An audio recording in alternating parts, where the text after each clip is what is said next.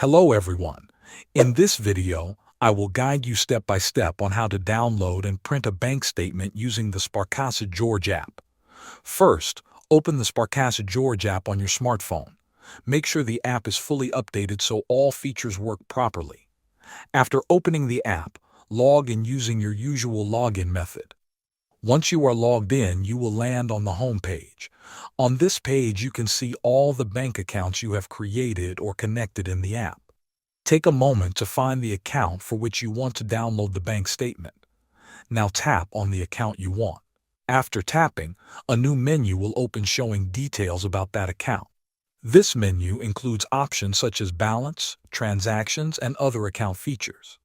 From this menu, look for the option called Statements. Tap on Statements to continue. You will now see a list of all available bank statements for that account. These are usually sorted by date, so the newest statements appear first. If you want to create a new statement, tap on the option that says Create. The app will generate a new statement for the selected period.